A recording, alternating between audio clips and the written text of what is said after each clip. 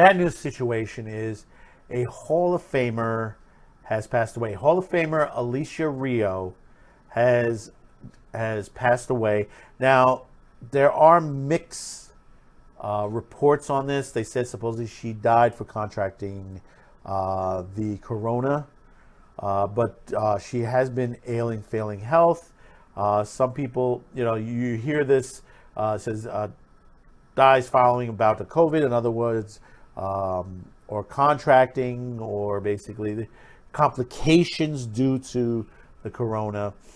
But we're going to read this off of AVN, Los Angeles. This was written by Peter Warren, and this was on the 25th. Alicia Rio, the AVN Hall of Famer performer who appeared in hundreds of titles during the 1990s, died on January 17th from unknown complications, possibly connected to having contracted COVID, friends told AVN. According to the internet database, she was 55.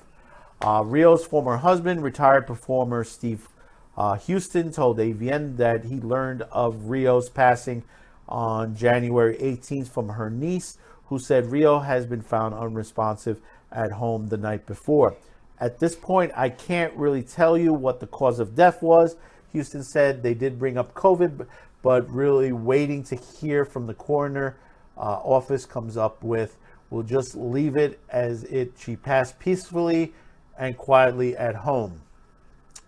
The possibility that Rio's death was COVID-related has been echoed by many close to her, including an immediate relative who posted on Facebook, we believe ultimately a bout with COVID that cut her life shorter than we would have hoped and expected.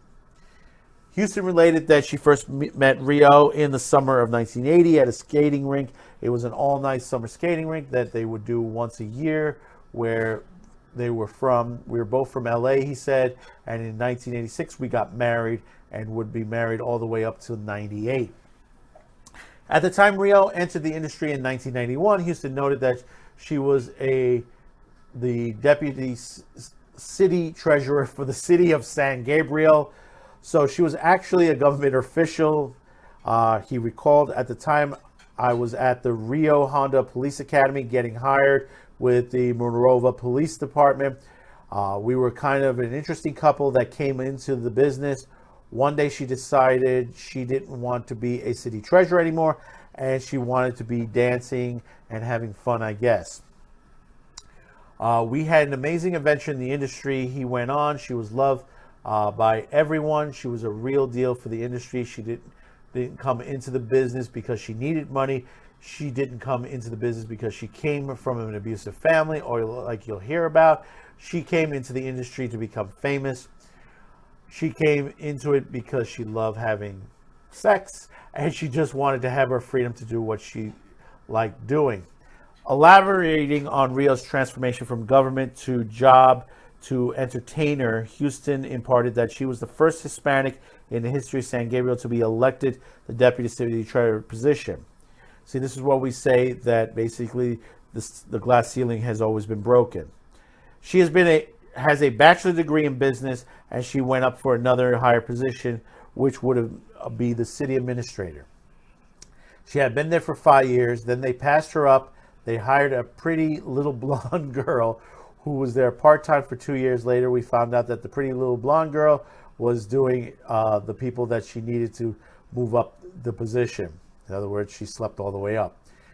And when she found out that, she came to me one day very depressed and said, you know what, I got effed and didn't enjoy it, and I want to do the effing now. Because she had accrued so much vacation time during her tenure, Houston explained, Rio was able to collect wages from the city for 6 months while she embarked on her adult movie career.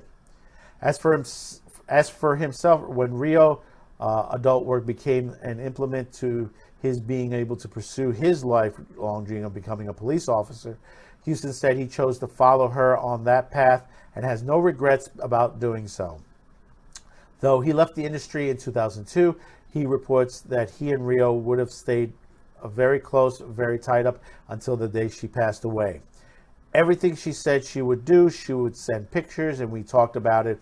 It's a sad loss. She was my best friend.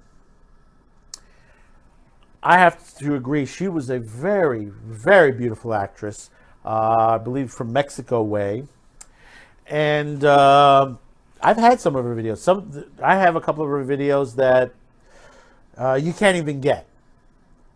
There's a slew. I mean, if you go through her IMDb, I mean, she, with Borderland, Pajama Party, Ski Bunnies, the ripoff of In Living Color on there, and many others that she's done.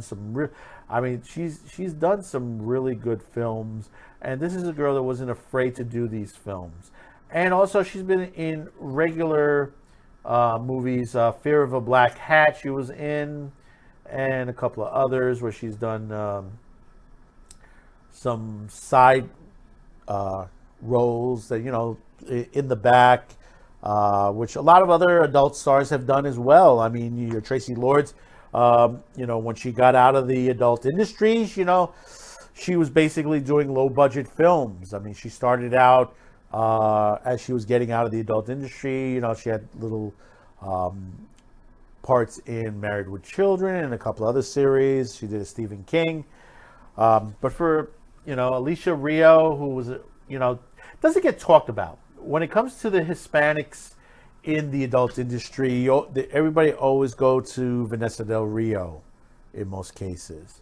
But there were a lot of other women and men who basically of the Hispanic descent who made it through the adult industry, didn't have that many problems. And the thing about it is, like it said in her bio, she wasn't looking to get rich. She wanted to become famous. She had the money.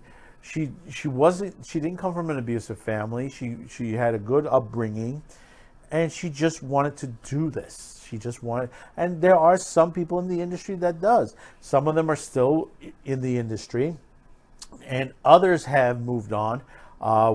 Sharon Mitchell, who was in the industry for many years, has gone from the adult industry to becoming a doctor, helping people in the industry when it comes to certain diseases like the AIDS and many other sexually transmitted diseases in the industry. Many people have moved on onto there. So it's a shame. I mean, rest in peace, Alicia Rio.